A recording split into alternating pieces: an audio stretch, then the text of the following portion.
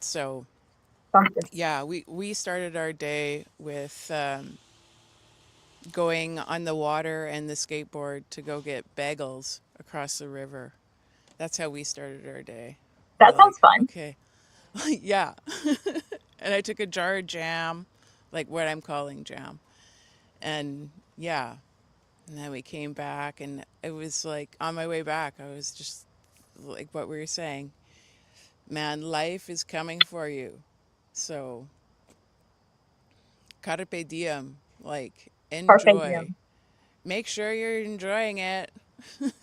Permission to enjoy life granted. Okay, check. Yeah. Yeah. Yeah, but I mean, I feel so raw and out of control and vulnerable, but yet I also feel my heart opening so much in a very beautiful way. And so I'm celebrating that. Aw, that's awesome. Wow. Do you want to share a bit more about that? You know, I'm just, I feel like I'm in a process of unraveling, but often in the past, that process has been so traumatic and it's like being broken apart. And now I feel it's a much softer, gentler process. It actually might make me cry. But there's just this sensitivity to life that feels new and also like my energetic circuitry feels online in a way that it just hasn't before, and so I'm just so much more sensitive, um in a I feel in a really positive way, and so it's like these little nudges from life that I'm like, oh, I see that pattern, or I see that thing that needs to be addressed, but it's not like life is hitting me over the head with a sledgehammer. So that feels like growth. Yeah, that really mirror. I really feel like can mirror that in my own life here right now. Just being in a place where I didn't have to leave. Like now we're back in Canada, and like I don't have to even look at my passport anymore because it's Canadian. Just like that feeling of not having to what date I need to leave by, and the ticket I need to buy, and the accommodation I need to sort out, and the packing that it needs to happen, and just all of the stuff that comes with that, like is like eliminated from my spectrum right now. Mm, Like I just sort of let go of it. I let go of the departure date.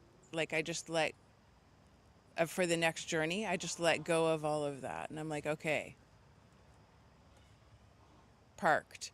And it's like my nervous system like is relaxed now. It's like what you're saying. Like when I hear what you're saying there, the circuitry, I was like, yeah, my nervous system is finally like dumping a bunch of old stuff, but it's happening really easily somehow.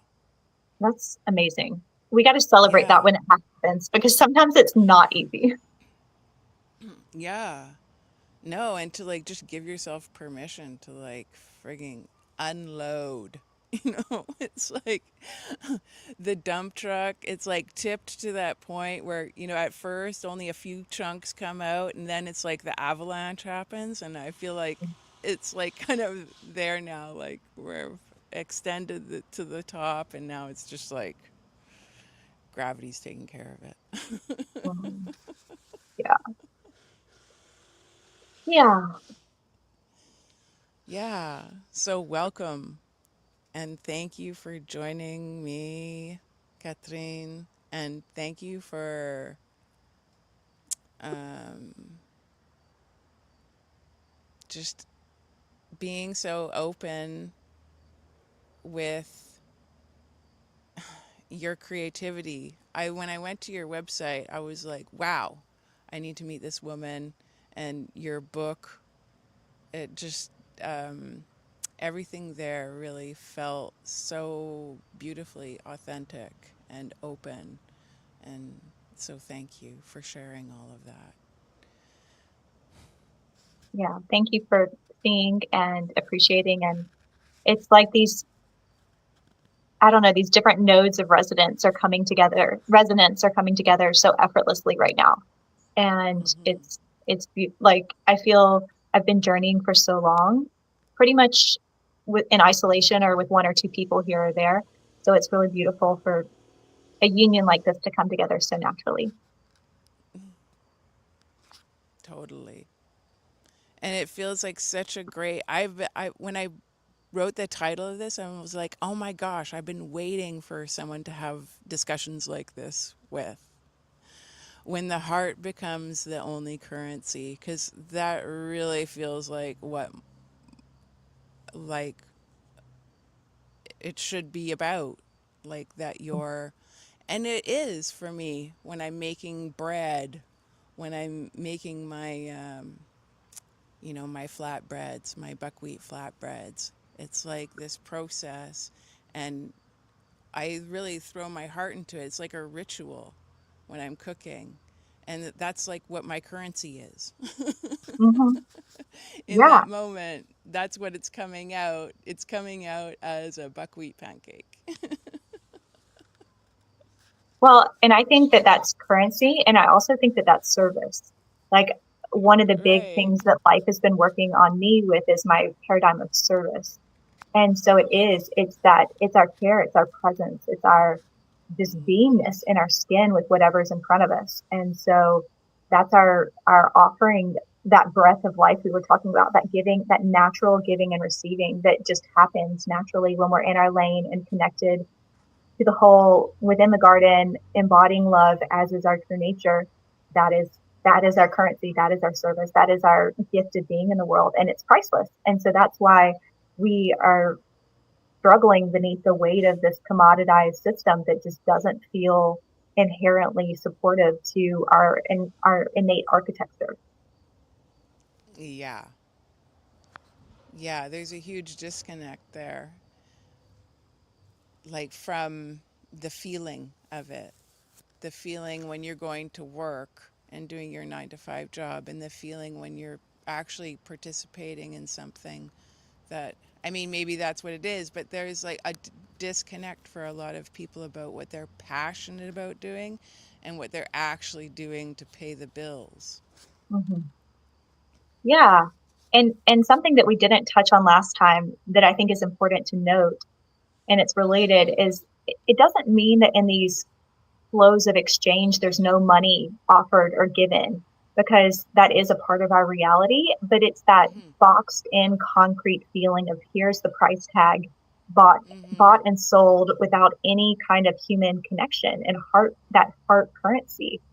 And so something that I've done in the past and that I encourage other people to do is like entering an exchange where there is going to be money involved, with that transparency and vulnerability of like, let's see if there's a number or if there's a cadence of exchange that really feels emergent and fresh and current and living and dynamic from this now moment, rather than a past script or something that has been concretized in a box, you know?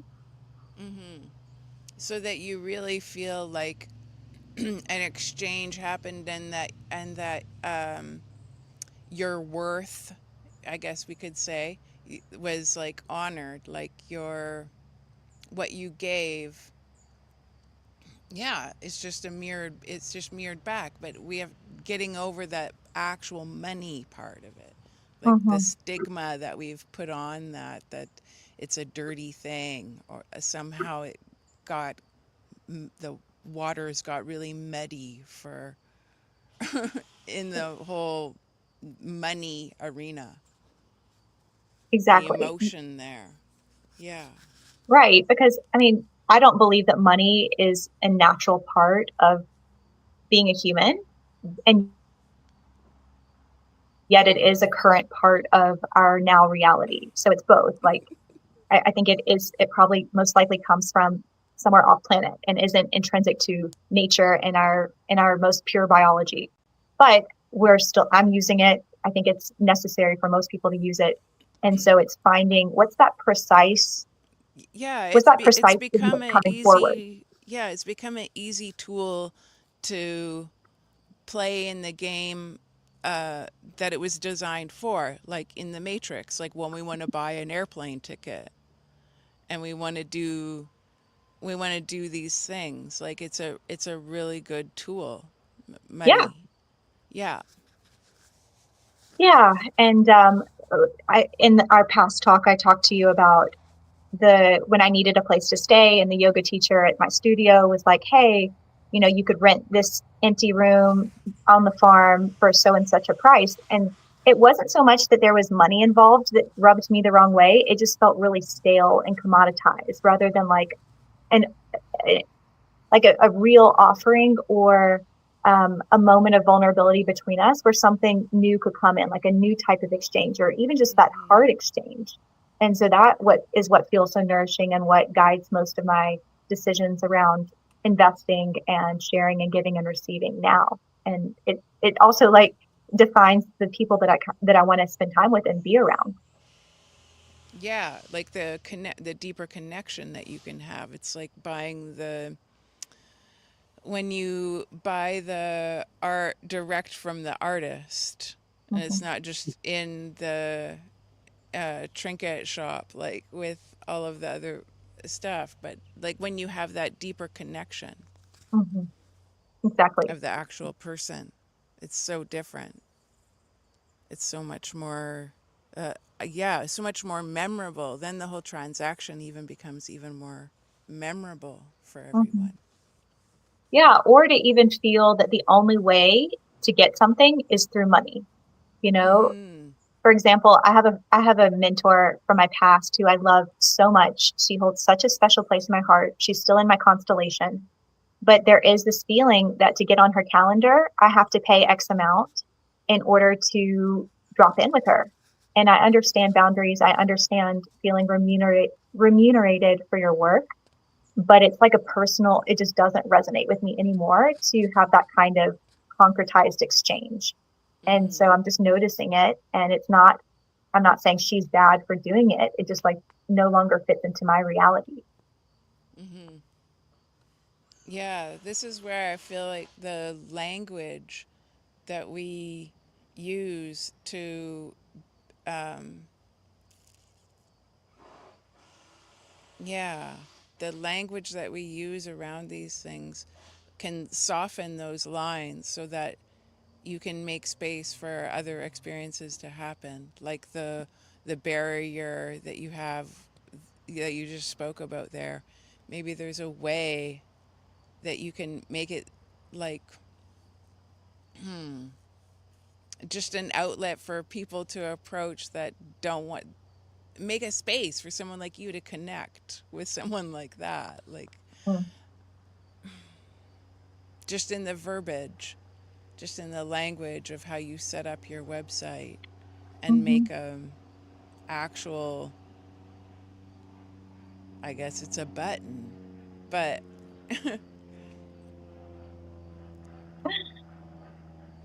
I don't want it to be a button. You know what I mean? Like the feeling of the whole thing. We're due for a big upgrade in We are how so we good. speak about things and how we create our boundaries, the language that we use to make our boundaries, to make it so that it's not like doesn't feel like a barbed wire fence to the other person. Exactly. Right. with with a certain level of financial security being the only way to approach whatever is beyond that fence. Um, Yeah. and I'm not advocating that everyone give all of their work away for free. I think that that is a really personal, unique journey, and it has to come from within rather than from I need to fit within the spiritual paradigm and live this way. But I think more and more and more of us are feeling that what has been isn't working anymore, and so Mm-hmm. that's where we get to play and pioneer and try new things and come to a conversation with not knowing, and like, okay, well, here's my deepest truth. It doesn't feel integrous for me to work for no money, but like what can I do for you, and what are you looking for, and just see what comes up, because it could surprise both of you and it be super edifying for both parties in a really exciting new way. Yeah. And it's really interesting because there's all kinds of like in book publishing alone. So the story I have, I helped. a friend of mine to get her work published. And I really kind of like put, like I at that time I was like, why don't we just give the books away? Like have it for free so that people can read this on your website like now. Just give them access. And we'll still print the books and we'll still sell the books. If someone wants a hard copy, they can have it, but at least they have access to the information. And she was just old paradigm thinking, like, that it has to be this way. She ended up like, so we published the books, we had the books published, but no one ever got them. Mm. Like she she's not even here anymore. Actually, she's not even with us here anymore in body. uh so it's just there. The books are now published, but they're in a box somewhere, or in a recycling bin somewhere, who knows. And the it's not accessible. So that's what I Mm. loved about your site. I'm like, whoa, a book, and I can read it right now. Mm. Well, the funny thing is if you do the math and you look at the economics, it would take a lot of book sales for someone to support their life only through books. And Right. and so just practically, I'm not banking on this one stream of potential inflow to be all that supports me. Like that is where you have to be so connected into the garden as a whole, open to receiving from the fullness of life itself from many different channels. Because as we talked about last time, the river often receives from one source and then gives to another Yeah, downstream. And that's so right. we're literally cutting ourselves off from so much goodness and possibility when we just narrow our focus onto one possible way of Yeah, giving and receiving. And this is like it's to our detriment. right. Yeah, that was actually the point I was making, is to our detriment. All of this and then nothing. In the end, boxes, like none of it came to its fulfillment. Oh, I know it's Right? It hard. was all just, but it's great because this is actually like, this is how you learn, right? You learn by throwing yourself out there and having like experiences. Like, you know, my parents, I grew up in an entrepreneur family. I never saw my dad write up a whole business plan for every single one of the things he tried. Not very, I actually never saw him do that, even for one of them. And it's through just the act of doing and experiencing that you actually learn what you want and what you don't want and how to make things better. Oh my So gosh. I'm grateful for the experience I had with her, because it really I was just like, okay, like how do we make this better? How do we make this whole scenario better? Yeah. And Yeah. yeah. And that lived experience of trying something and realizing for your own is priceless, as is all of our work. I mean, because you're like, okay, what is the price of your offering? I mean, in one sense, it you can never even put a price tag on it because you can never measure the amount of experience and heartache and loss and beauty and opening and resources required to get you to that place to be able to offer that thing. And so just saying it's $100 is ridiculous. And so that's why I'm passionate about inviting other people into their integrity and like, okay, what are you able and inspired and moved to give? And that is Mhm. a very personal and sacred conversation with your, back to conversation with your own Mhm. inner knowing and trusting whatever the offering is, whether it's 5 cents or just a smile and a thank you or thousands of dollars, like that is nourishment in and of itself because it came from that overflow of that person rather than like just a price tag. Yeah. Yeah. Yeah. Yeah, and then you have all of this connection that happens from that. My last year that I spent running the guest house, um, which I did just like, anyway, that's a whole story in and of itself. Like, more people stayed for free than were paying guests, but it was like this crazy energy exchange that happened during the whole during that whole time. So Yeah. yeah, it was totally different. Like the payment happened. It just happened in a totally different way. And it was so much more fulfilling for everyone than just like paying this amount and kind of like shutting off that flow, Hmm. right? Because it makes it different. It makes it, it's not the same kind of exchange. Then It's you not. go down a different path. The energy is different and you're in a different trajectory. Yeah, but I think Yeah. that this is also a sticky territory because I'm in complete agreement with everything you said. But there's also, I've noticed a lot of entitlement, especially as we start to enter into these different types of exchanges where people just assume I'm owed it for free, like you should Right. for that. I should just have it for free. I should be have access to your time for free. And that Mhm. is dangerous as well. And I've engaged with several people like this. And especially in my living situation back in South Africa, there just became some usury. And Mm. because not everyone can has the consciousness and the frequency to really be in full integrity with money. And so that's where boundaries do come in and like this resetting, this recalibration, and also safeguarding what we truly feel we're able to share from our overflow. And Yeah. that requires course correction and sometimes having hard conversations with people because, there are people who just take and eventually that has to be addressed with candor too. Yeah. Yeah. This is another huge Yep. topic.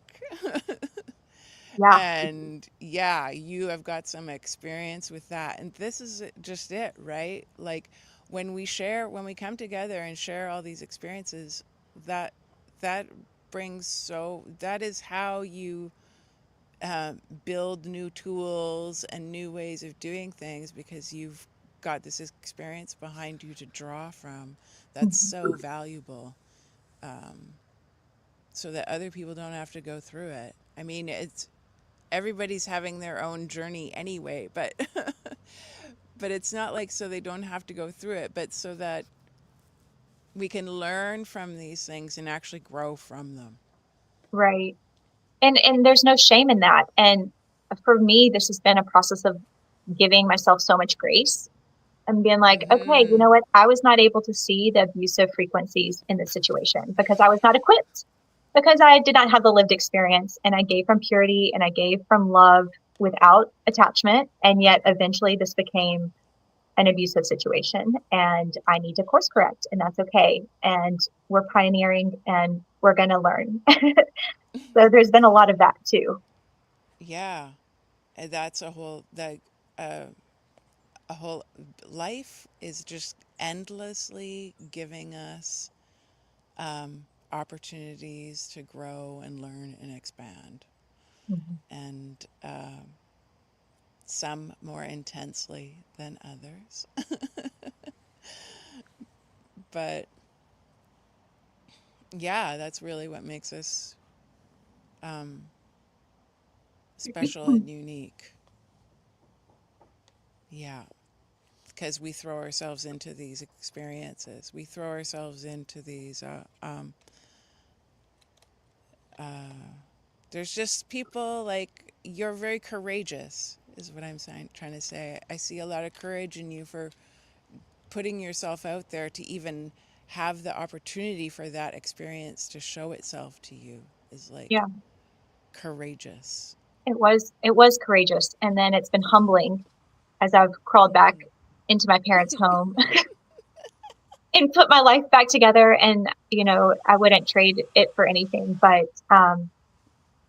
I, I think, I think we would be missing out if we didn't try. And then we would be Hmm. missing out if we didn't integrate that experience and Yes. learn boundaries. Because I mean, I know for me personally, and I know a lot of people have a tremendous capacity to give, and that's so beautiful. And Yeah. then there's that living experience that's needed for a greater amount of integrity and precision in Hmm. order to be able to hold more. Because now I feel Hmm. like my capacity and my channel is so much stronger and so much more clear on how I want to give, where I want to give, where's my distortion, where's the distortion in the situation.